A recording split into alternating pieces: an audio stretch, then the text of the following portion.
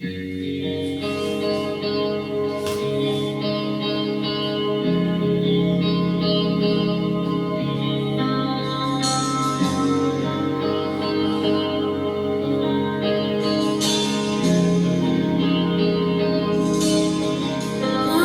vezes eu te quero ir, querendo outras coisas também.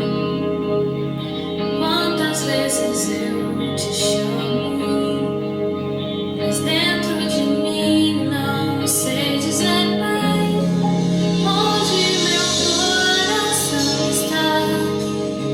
Se com você e qualquer outra coisa, pra onde mais eu posso ir? É preciso admitir.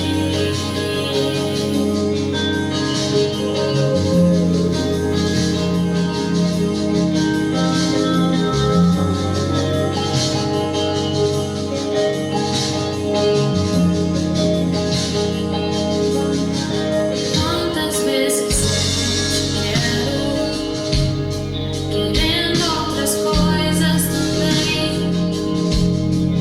Quantas vezes eu te chamo, mas dentro de mim não sei dizer bem onde meu coração está. Se com você e qualquer outra coisa, pra onde mais eu posso ir? É preciso admitir.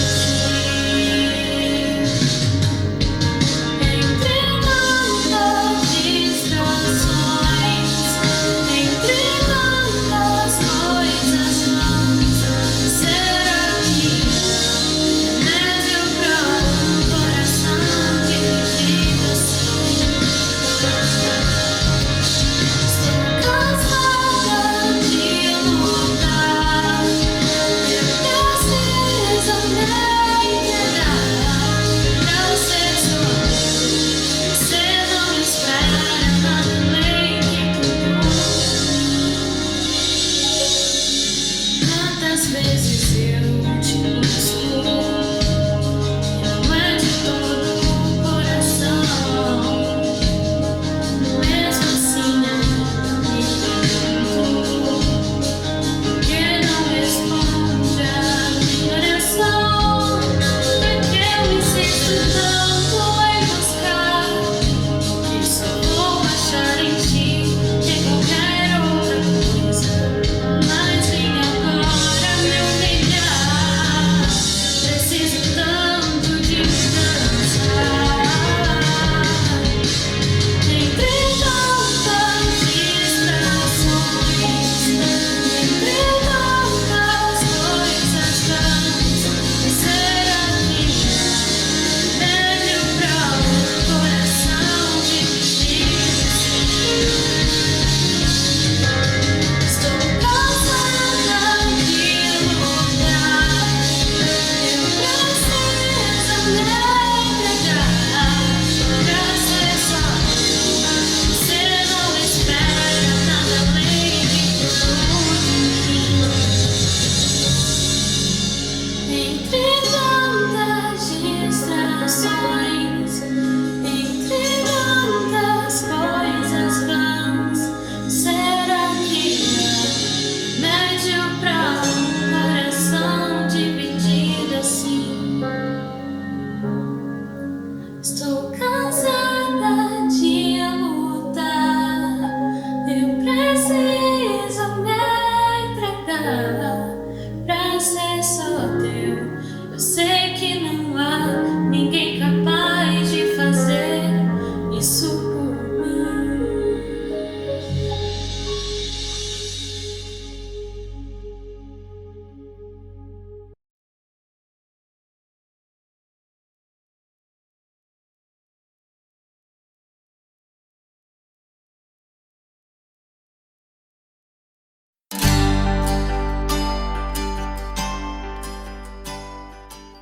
Boa noite, irmãos. Vamos falar o tema e a divisa da campanha de missões estaduais de 2020.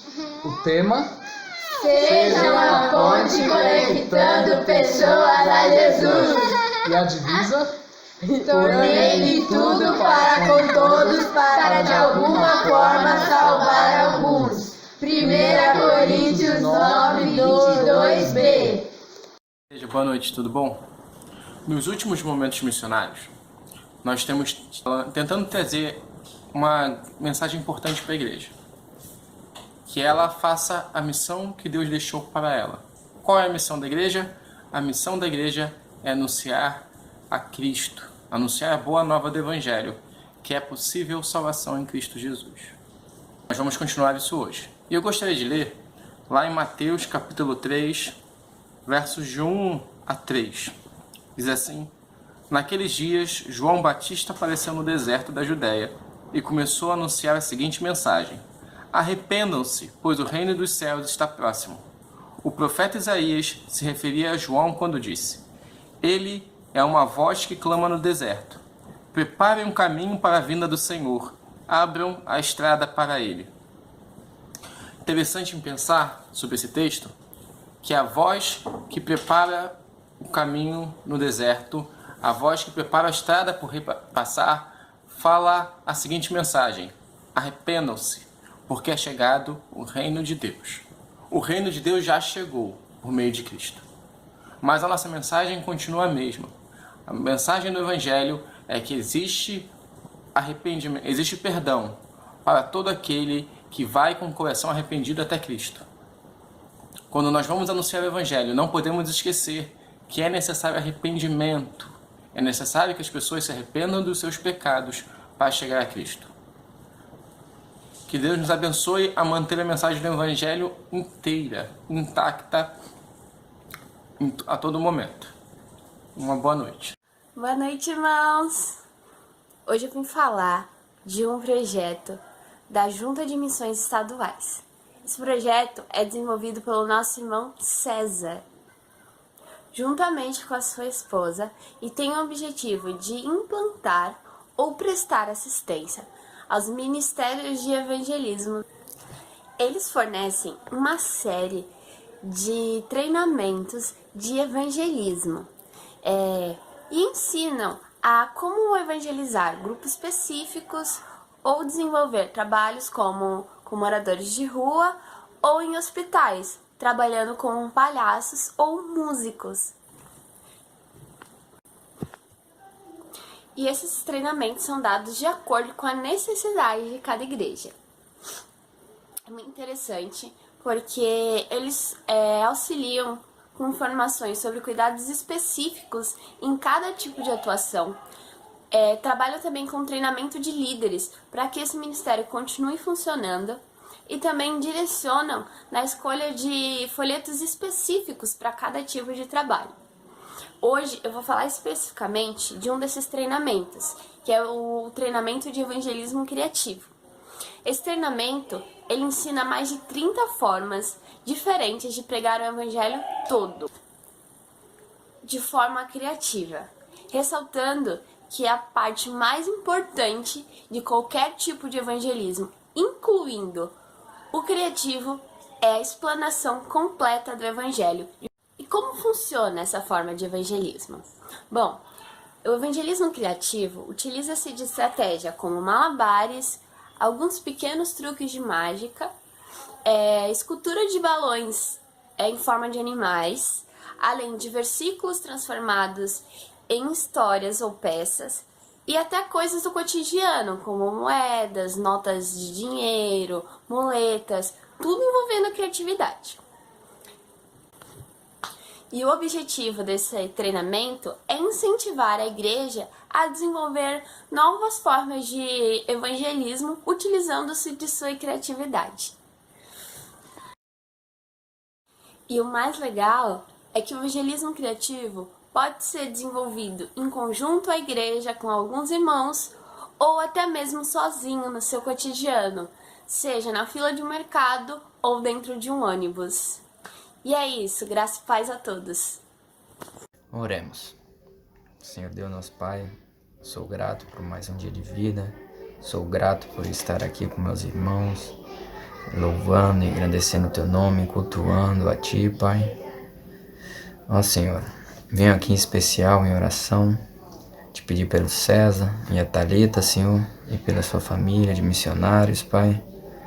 Ó Senhor, nós sabemos quão é difícil esse caminho, que o inimigo tenta colocar empecilhos, tenta impedir, tenta colocar obstáculos, mas que o Senhor esteja com essa família, Pai. Que o Senhor esteja sempre à frente, que o Senhor seja a luz para eles chegarem onde o Senhor quer, Pai. Que ganhem vidas, que tragam vidas para Ti, Pai, que é o nosso maior intuito, Senhor.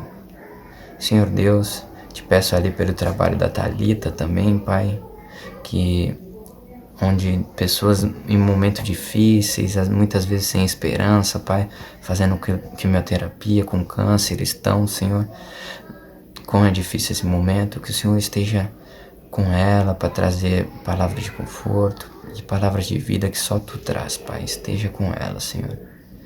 Também venho te pedir pela igreja que eles frequentam, a primeira igreja batista de Piracicaba, Senhor. Esteja com aquela igreja ali, que apoia o trabalho deles, Senhor.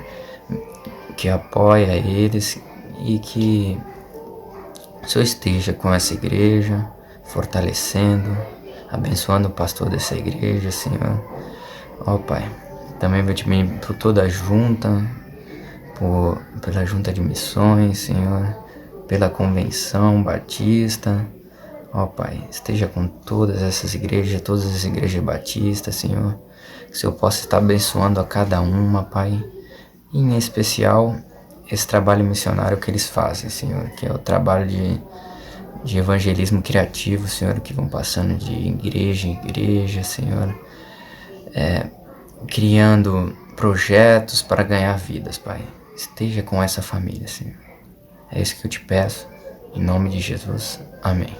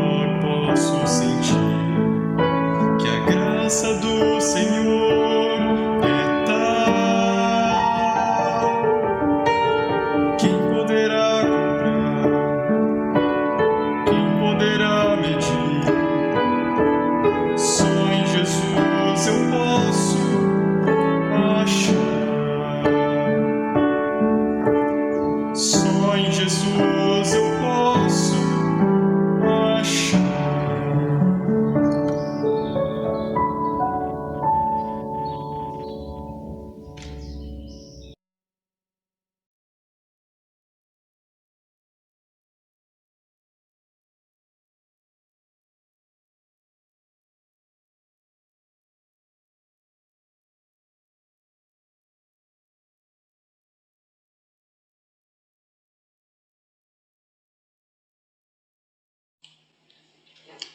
Boa noite, queridos. Que a graça e a paz do Senhor Jesus Cristo esteja sendo derramada abundantemente sobre o seu lar e sobre a vida de cada um particularmente. É o meu desejo e a minha oração. Louvamos a Deus por esse tão alto privilégio que temos de mais uma vez podermos estar participando deste culto de louvor e adoração a Ele. Louvamos a Deus através dos cânticos, através do conhecimento da obra que o Senhor está realizando no nosso estado e também agradecemos a Deus pela oportunidade que temos de abrir a palavra de Deus, refletir nela e tirar dela a lição e aquilo que realmente Deus tem projetado para a vida de cada um. Continuando o nosso tema anual, o viver que glorifica a Deus mesmo em meio ao sofrimento. Hoje eu gostaria de estar colocando o subtema que para viver uma vida que glorifique a Deus em meio ao sofrimento, eu preciso conhecer as minhas prerrogativas, os meus privilégios e os meus deveres. Para isso, eu quero convidar cada um, continuando aí na leitura e na exposição da primeira carta de Pedro, do capítulo 2, estaremos lendo os versículos 9 até o versículo 12. Diz assim a palavra de Deus na minha tradução: Mas vós sois geração eleita, sacerdócio real, nação santa, povo de propriedade exclusiva de Deus, para que anuncieis as grandezas daquele que vos chamou das trevas para a sua maravilhosa luz. Antigamente não erais povo, agora sois povo de Deus. Não tinhais recebido misericórdia, agora recebestes misericórdia. Amados, exorto-vos como a peregrinos e estrangeiros a vos absterdes dos desejos carnais que combatem contra a alma. Seja correto o vosso procedimento entre os gentios, para que naquilo de que falam mal de vós, como se fosseis praticantes do mal, ao observarem as vossas boas obras, glorifiquem a Deus no dia da visitação. Vamos orar. Senhor, mais uma vez nos colocamos diante de Ti neste culto, Te glorificando, Te agradecendo por tão grande amor, por tão grande salvação que temos em Cristo, pela convicção, ó Deus, de que o Teu chamado envolve uma vida com sentido, uma vida que seja vivida realmente para a glória do Teu nome. Muito obrigado por Teu amor, por Tua fidelidade, por Tua provisão e sustento, pelo Teu grande livramento. E agora, Pai, quando abrimos a Tua palavra, o desejo do meu coração é que o Teu Espírito esteja iluminando cada mente, cada coração, a começar do meu coração, da minha mente, para que aquilo que for transmitido seja tão somente a ação do Senhor na vida de cada um através da Tua palavra. É a minha oração grato em nome de Jesus. Amém. Pedro está escrevendo, como vimos desde o primeiro versículo, aos peregrinos, aos forasteiros que estão dispersos na Ásia, Capadócia, Ponto, Bitínia, Galácia, E o que ele está dizendo é que a perseguição está muito forte, as coisas estão indo de mal a pior, ficando cada vez mais difíceis. Assim sendo, para viver uma vida que glorifique a Deus em meio ao sofrimento, eu preciso entender quais são as minhas prerrogativas, quais são os meus privilégios e quais são os meus deveres, quais são as minhas responsabilidades. Domingo passado, falei que para viver uma vida que glorifica a Deus em meio ao sofrimento, eu preciso alicerçar minha fé como pedras vivas, me achegando para Jesus, a pedra viva, angular, principal, pedra de esquina, eleita e preciosa para Deus, mas pedra de tropeço para os que a rejeitam, mas também para todo cristão verdadeiro deve ser a preciosidade. Pedro, então, está dizendo que a igreja formada por peregrinos e estrangeiros é um povo privilegiado, e quando cada membro desse corpo entende esta verdade, sua fé alicerça-se em relação às promessas futuras, mas também coloca um peso, coloca uma pressão sobre a minha responsabilidade no presente. Então, quais são essas prerrogativas? Quais são esses privilégios que Pedro está dizendo para aquela igreja, para aqueles irmãos dispersos?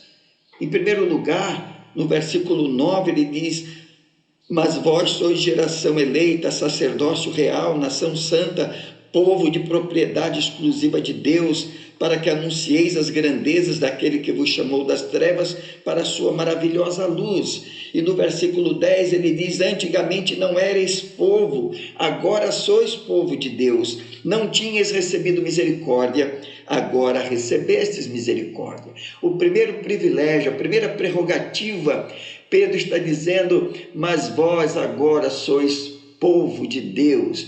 Fomos chamados, todos aqueles que ouviram atentamente a voz do Espírito de Deus, mostrando a minha pecaminosidade e o grande amor, o perdão e a salvação através do sacrifício de Cristo na cruz, e confessaram essa verdade.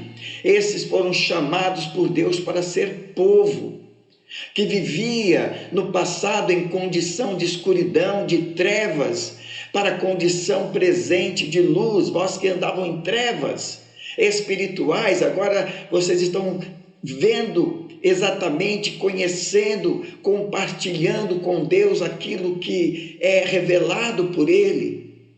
Agora o véu da cegueira, o véu de cegueira é retirado e posso então enxergar a luz e ser luz.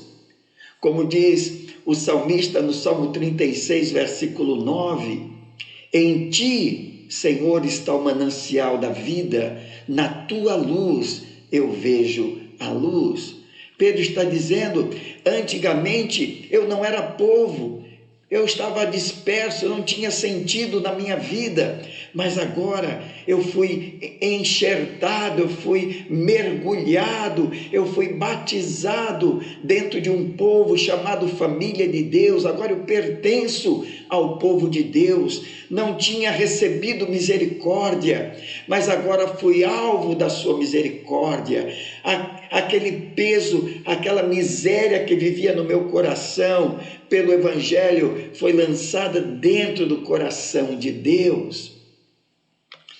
Pedro está dizendo: queridos, amados, da mesma forma que o Senhor escolheu Israel para ser seu povo, como diz lá em Êxodo capítulo 19, versículos 5 e 6, eu quero ler, diz assim: quando o Senhor tirou o povo da escravidão do Egito, Deus disse para o povo através de Moisés: agora, portanto, se ouvirdes atentamente a minha voz e guardardes a minha aliança, sereis minha propriedade exclusiva dentre todos os povos, porque toda a terra é minha. Mas vós sereis para mim reino de sacerdotes e nação santa. Essas são as palavras que falarás aos israelitas, disse Deus a Moisés, para que Moisés estivesse compartilhando para aquele povo. Deus está dizendo: agora eu tirei vocês da escravidão do Egito, e se vocês atentamente ouvirem a minha voz, obedecerem meus mandamentos, vocês serão minha propriedade particular. Eu serei vosso Deus e vocês serão meu povo. E a mesma coisa Pedro agora está dizendo, inspirado pelo Espírito Santo, à igreja. Ele diz: mas agora vocês são povo de Deus, que no passado vivia sem sentido, mas hoje, alcançados pela misericórdia de Deus, vivem para a sua glória. Ele diz: mas vós também, outra prerrogativa que Pedro diz no versículo 9, ele diz: vós sois geração eleita, povo escolhido. E eu queria que você estivesse pensando nesse momento, querido, será que esse entendimento faz diferença no meu viver, naquilo que eu compreendo do que Deus diz que eu sou em Cristo, fundamentado sobre a pedra viva, a pedra angular, a pedra de esquina, a pedra preciosa e eleita? Eu sou geração eleita, você, igreja de Jesus Cristo, você é geração eleita, um povo escolhido. Mas ele diz também, outra prerrogativa que Pedro coloca neste verso, vocês são sacerdócio real. Pedro está dizendo que todo crente é um sacerdote, não somente sacerdote, mas sacerdotes de um reino, o reino de Deus. A igreja de Jesus Cristo é um reino de sacerdotes, é o que o evangelista João, no livro de Apocalipse, diz, nos versículos 4 a 6 do primeiro capítulo de Apocalipse. Ele diz: João, às 7 igrejas que estão na Ásia, graça a vós e paz da parte daquele que é, que era e que há de vir, da parte dos 7 espíritos que estão diante do seu trono, e da parte de Jesus, o primogênito dos mortos e o príncipe dos reis da terra, que é a fiel testemunha, àquele que nos ama e nos libertou dos nossos pecados pelo seu sangue e nos constituiu reino e sacerdotes para Deus, seu Pai. A ele sejam glória e domínio pelos séculos dos séculos. Amém. Pedro está dizendo que cada crente, cada cristão foi constituído pelo Senhor reino de sacerdotes. E o fato de não estar vivendo assim, de tomar posse desse privilégio, alto privilégio, é estar em pecado, é não exercer o seu reinado, o seu sacerdócio real. Pedro está repetindo o que ele disse no versículo 5, que nós compartilhamos domingo passado: vós também, como pedras vivas, sois edificados como casa espiritual para serdes sacerdócio santo, com uma finalidade, a fim de oferecer sacrifícios espirituais aceitáveis a Deus por meio de Jesus Cristo. Pedro está ressaltando, está relembrando, está falando novamente que cada crente, cada cristão, cada seguidor de Jesus Cristo, cada pessoa que foi lavada no sangue de Jesus, foi constituída reino de sacerdotes, para oferecer sacrifícios espirituais, não mais de animais, mas de si mesmos, como vimos domingo passado, quando Paulo diz aos Romanos, no capítulo 12, versículo 1, rogo-vos, pois, irmãos, pelas misericórdias de Deus, que apresenteis os vossos corpos por sacrifício vivo, santo e agradável, que é o vosso culto racional. Apresentar o meu corpo ao Senhor é um verdadeiro culto racional. Mas ele fala também sobre o sacrifício de louvor, que é fruto de lábios que confessam, que declaram publicamente o seu nome, como está escrito lá em Hebreus 13:15. E não somente isso, mas sacrifícios de ofertas que permitem a continuidade da proclamação do Evangelho. É isso que Pedro está dizendo. E esses sacrifícios são agradáveis a Deus por e tão somente por Jesus Cristo. Então, como sacerdote, eu tenho acesso hoje livre à presença de Deus. É isso que Pedro está dizendo. Eu preciso tomar posse desse privilégio, dessa prerrogativa. Pedro está dizendo que eu tenho acesso livre. Cada cristão tem acesso livre à presença de Deus, ao trono da graça, como o escritor aos Hebreus diz, no capítulo 4, versículo 16, acheguemo-nos confiadamente ao trono da graça para receber aquilo que necessitamos no tempo devido.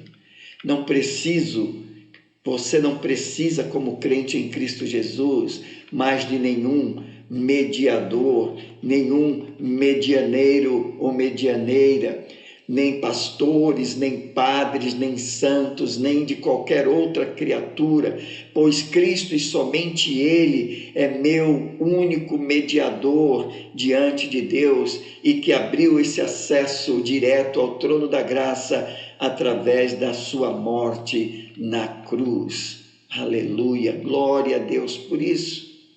Mas Pedro também diz, mas vós sois nação santa, como já abordamos no capítulo 1, versículos 15 e 16, o cristão se identifica como santo, não como santo no sentido daquele que foi beatificado, mas no sentido bíblico da palavra, aquele que foi separado por Deus e para Deus.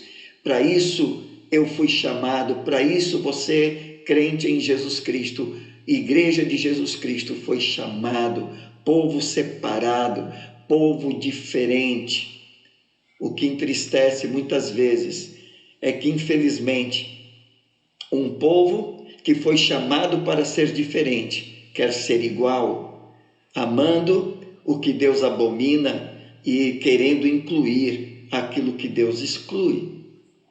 Mas Pedro também diz, mas vós sois, dentro das prerrogativas, dentro dos privilégios, mas vós sois propriedade, povo de propriedade exclusiva de Deus, povo redimido de modo especial, não por ser melhor do que qualquer outro povo. Não há nada melhor na minha vida, não há nada melhor na vida de quem entregou sua vida a Jesus. Não somos melhores do que ninguém, mas por viver em obediência à palavra de Deus, por desejar viver na contramão da natureza humana.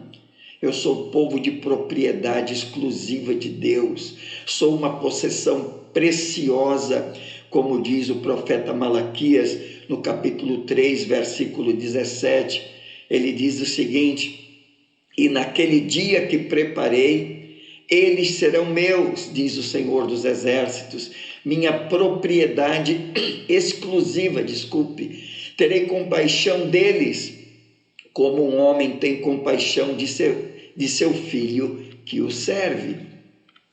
Pedro está dizendo Eu sou propriedade exclusiva de Deus. Você, querido, você, querida, é propriedade exclusiva de Deus. Ninguém pode tocar na propriedade dele sem que ele permita. Paulo, escrevendo aos Romanos, no capítulo 6, é um texto que eu vejo como um texto impressionante. Dos versículos 11 a 14, ele diz o seguinte: assim também considerai-vos mortos para o pecado, mas vivos para Deus em Cristo Jesus. Portanto, não reine o pecado em vosso corpo mortal, a fim de obedecerdes os seus desejos. Tampouco apresenteis os vossos membros do vosso corpo ao pecado como instrumentos do mal, mas apresentai-vos a Deus como vivificados dentre os mortos, e apresentai os membros do vosso corpo a Deus como instrumentos de justiça. Pois o pecado não terá domínio sobre vós, pois não estáis debaixo da lei, mas debaixo da graça. Paulo está concluindo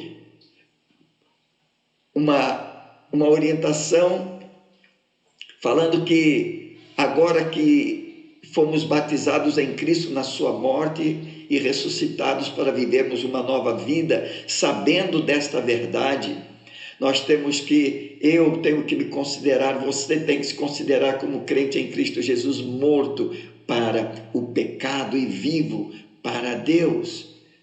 Paulo realmente está me exortando, me mostrando que devo me considerar morto para o pecado, que como crente em Cristo Jesus, não sou instância balneária do pecado ou do diabo, mas propriedade exclusiva de Deus, que sou do Senhor, pertenço a Ele, como Ele mesmo registra isso na primeira carta aos Coríntios, do capítulo 6, versículos 19 e 20, quando ele diz: não sabeis vós que sois templo do Espírito Santo e que habita em vós e que não sois de vós mesmos, pois fostes comprados por um preço, por um alto preço, a morte de Cristo na cruz. Portanto, glorificai a Deus no vosso espírito e no vosso corpo. Como diz o sábio Salomão, no livro de Provérbios, no capítulo 4, 19, o caminho dos ímpios é como a escuridão, nem sabem eles em que tropeçam, isto é, nem sabem eles o que os faz tropeçar. Contrastando com o caminho do justo, daquele que foi justificado por Cristo Jesus através do seu sangue, ele contrasta o caminho do ímpio com o caminho do justo, dizendo que a vereda dos justos é como a luz da aurora, que vai brilhando mais e mais até ser dia perfeito, no versículo 18. Pedro está dizendo: há um alto privilégio, e esta prerrogativa é daquele que foi chamado por Deus para ser sua propriedade exclusiva. Mas Pedro também diz, não somente privilégios, não somente prerrogativas, mas Pedro está dizendo também que existem deveres, responsabilidades deste povo exclusivo, para que Deus me chamou e me constituiu povo seu, para viver essa prerrogativa, de ser povo de Deus, propriedade exclusiva, nação santa, sacerdócio real. E como devem viver? Como que eu devo viver essa prerrogativa, esse privilégio? Ele diz no versículo 9: mas vós sois geração eleita, sacerdócio real, povo de propriedade exclusiva de Deus, para que anuncieis as grandezas daquele que vos chamou das trevas para a sua maravilhosa luz. Para quê? Para que Deus me chamou como seu povo? Para anunciar, declarar as suas grandezas. É interessante que Em Atos capítulo 2, versículos 1 a 12, nós lemos o cumprimento da promessa desde o profeta Joel, que foi no momento, o dia do Pentecoste, o dia em que o Espírito Santo desceu sobre a terra, como Pedro declara naquele momento que era o cumprimento da profecia de Joel. E é interessante que ali estavam várias nações, vários povos de várias nações, cada um com o seu dialeto, cada um com a sua língua materna, e de repente eles estão reunidos e começam a ouvir o que? Esse texto tem sido usado por muito tempo para discussão teológica de povos que entendem que ali eram línguas de anjos, ali o texto é bem claro quando diz que a língua ali era uma língua materna, era uma língua que as pessoas estavam ouvindo, mas o mais interessante não era que eles estavam ouvindo na sua língua materna, mas o que eles estavam ouvindo na língua materna? Eles estavam ouvindo as grandezas de Deus. Como povo de Deus, eu tenho responsabilidade, é compromisso, é obrigação de proclamar as grandezas de Deus, o seu caráter, a sua essência, suas virtudes, o seu amor, o seu perdão, a grande salvação, o seu consolo, a sua paz, a sua alegria, a graça, enfim, o fruto que tem aquele que realmente entrega a sua vida a Jesus. Enfim, resumindo, proclamar o Evangelho, que Paulo resume de uma maneira muito interessante na primeira carta aos Coríntios, no capítulo 9, versículo 16. Paulo diz: se anuncio o Evangelho, não tenho que me gloriar, porque sobre mim está imposta esta obrigação, e ai de mim se não anunciar o Evangelho. É prerrogativa do cristão, é dever do cristão estar compartilhando a sua fé, compartilhando o grande amor demonstrado por Cristo Jesus na cruz, como foi que aconteceu o grande milagre na transformação da sua vida, como Deus se mostrou grandioso nessa transformação. Mas também não somente anunciar as grandezas de Deus. Pedro diz que o dever, compromisso do cristão, daquele que foi lavado, aquele que se tornou propriedade exclusiva, povo de Deus, tem que viver também de modo exclusivo. De que maneira? Pedro diz no versículo 11: amados, exorto-vos a peregrinos e estrangeiros a vos absterdes dos desejos carnais que combatem contra a alma. Pedro está dizendo que dever, responsabilidade, compromisso do cristão, também prerrogativa, é se abster dos desejos carnais com suas seduções. Pedro está dizendo que essas seduções carnais, esses desejos do meu corpo, essas tentações que eu creio, que eu sei que são errados se eu realmente me envolver com elas. Pedro está dizendo que essas paixões contrárias são também contrárias ao meu bem-estar espiritual. Eles vão minar, vão denegrir o meu caráter espiritual, vão desmanchar, vão me afastar daquilo que de mais precioso Deus tem preparado para a minha vida. Pedro está dizendo que a guerra das paixões carnais vão explodir dentro da minha vida e destruir a minha alma. Quando escreve aos Gálatas, do capítulo 5, versículo 17, Paulo diz que a carne milita contra o espírito e o espírito milita contra a carne, porque eles são opostos entre si, a fim de que eu não faça aquilo que realmente eu quero fazer.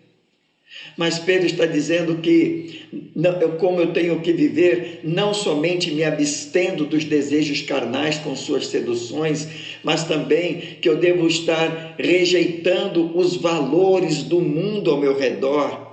Ele está dizendo: seja correto o vosso procedimento entre os gentios, para que naquilo de que falam mal de vós, como se fosseis praticantes do mal, ao observarem as vossas boas obras, glorifiquem a Deus no dia da visitação. Pedro está dizendo: rejeite os valores do mundo ao seu redor, mantenha o seu procedimento. Eu devo manter o meu procedimento exemplar. Não importa que as pessoas vão zombar, vão fazer chacota, muitas pessoas vão até te abandonar e até desprezar. Eu não tenho que me amoldar aos vícios e padrões da sociedade que querem me impor goela abaixo esses padrões e princípios, pois não preciso viver nem fazer o que é comum às pessoas que não temem a Deus. Por quê? Porque meus valores são outros, são valores do reino. E Pedro está dizendo: rejeite os valores do mundo ao redor.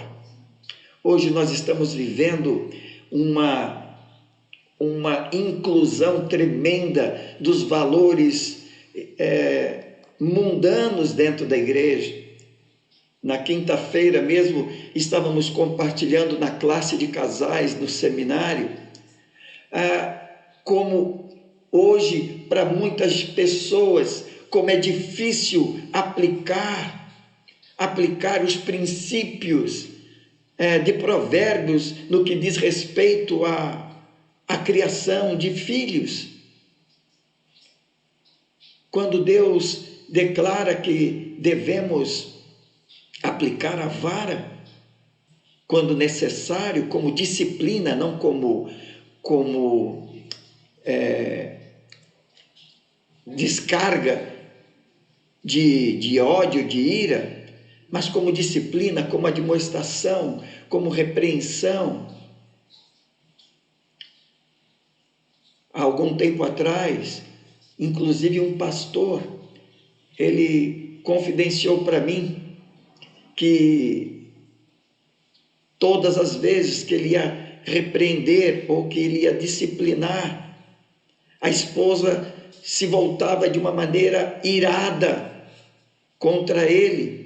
Ele disse: eu não podia aplicar os princípios da palavra de Deus, porque a filosofia, a psicologia entrou de tal maneira no coração da minha esposa que ela preferia atender ao que os psicólogos, os filósofos ou qualquer outro lógicos que existe nesse mundo estão querendo impor dentro da igreja do que os princípios da palavra de Deus. O que Pedro está querendo dizer é que certamente o meu modo de viver diferente vai incomodar as pessoas. É o que Pedro está dizendo. Para que naquilo de que falam mal de vós, como se fosseis praticantes do mal. Não é que eu estava praticando mal, não é que você está praticando mal, mas eles vêm como padrões do mundo, como você está praticando uma coisa que é diferente da dele. E a verdade é que o diferente sempre incomoda. Pedro está dizendo que os não cristãos, vendo o meu procedimento, ele diz, mesmo eles falando mal de vós, como se fosse praticando mal, ao observarem as vossas boas obras, não aquilo que eu estou fazendo de mal, realmente, mas vendo as coisas boas que eu estou fazendo, eles serão obrigados a reconhecer pela evidência de uma vida cristã coerente a glorificarem a Deus. Vivendo assim, queridos, eu estou declarando que há uma enorme diferença, mostrando que há um nível de separação. Mas se não há, infeliz eu sou. Estou querendo enganar a quem?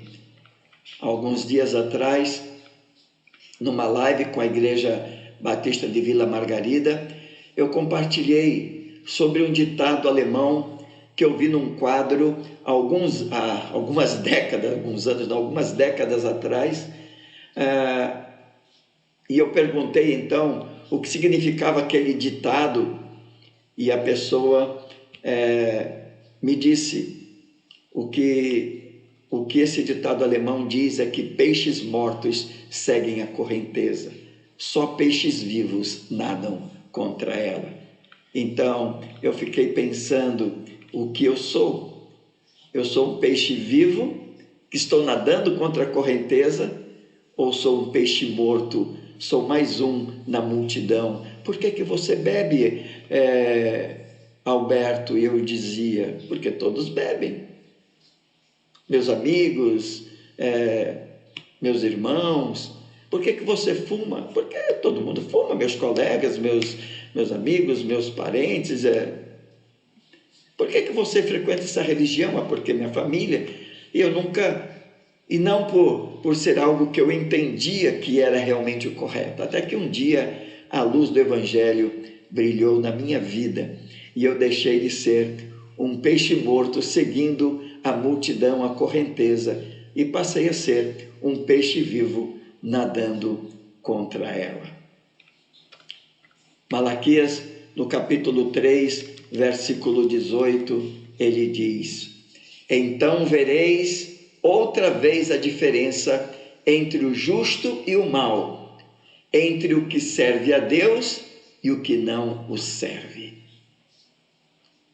Qual diferença existe entre você e o gentil, como Pedro declara aquele que não conhece a Deus nesse texto? Que diferença há? Você tem tomado posse desta prerrogativa de ser povo de propriedade exclusiva de Deus? Tem tomado posse dos teus deveres, dos teus compromissos, das tuas responsabilidades? Pedro está dizendo que ser cristão tem suas prerrogativas, privilégios, mas também seus deveres, compromissos e responsabilidades. Para viver uma vida que glorifica a Deus em meio ao sofrimento, preciso reconhecer meus privilégios, meus deveres e responsabilidades, pois vivendo nessa perspectiva, mesmo que as pessoas falem mal de mim, vão observar as minhas boas obras e glorificarão a Deus. É isso que Pedro está dizendo. É o que o Senhor Jesus Cristo disse em Mateus 5,16. Assim brilhe a vossa luz diante dos homens, para que vejam as vossas boas obras e glorifiquem a vosso Pai que está nos céus. Que Deus te abençoe e que o Espírito de Deus continue essa ministração na sua vida, no seu coração. Vamos orar. Pai querido, muito obrigado por este momento de culto, por este momento em que pudemos abrir a Tua palavra, por este momento em que pudemos refletir sobre ela, refletir sobre os privilégios, as prerrogativas que são inerentes ao cristão, mas também os seus deveres, as suas responsabilidades, o seu compromisso. Que o Teu Espírito continue, ó Deus, a moldar o meu coração de acordo com o padrão da Tua palavra. Pedindo, Pai, que o Teu Espírito continue a forjar a moldar o meu coração segundo esses teus padrões, segundo essas prerrogativas do Senhor. É a minha oração em nome de Jesus. E que o mesmo Deus da paz nos santifique em tudo. Que o nosso espírito, alma e corpo sejam conservados íntegros e irrepreensíveis na vinda daquele que nos chamou, pois fiel é aquele que nos chama, o qual também nos fará. Amém. Que Deus te abençoe. Uma boa semana em nome de Jesus.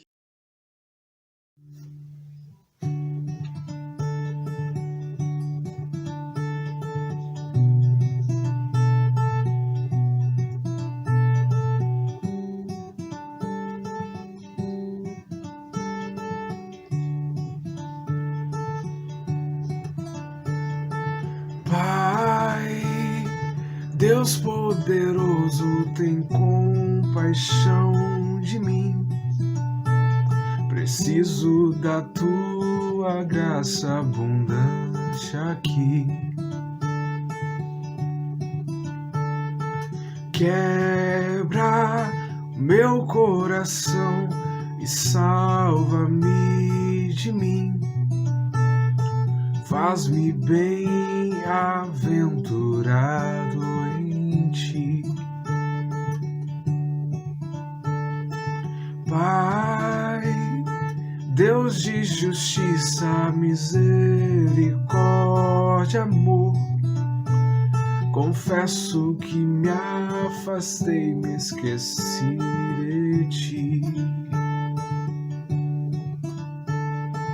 Eu não sou mais que os outros, me ensine a ver quem sou. Faz-me doar ao invés de possuir. Esvazia o meu ego, enche-me de ti. Ajuda-me a confiar, mesmo quando a confiança me faltar. Ajuda-me a enxergar, mesmo quando meu olhar falhar.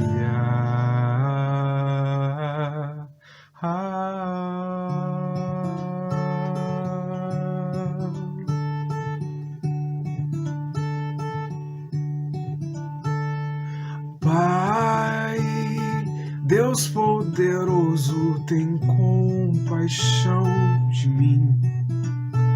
Preciso da tua graça abundante aqui. Quebra o meu coração e salva-me de mim.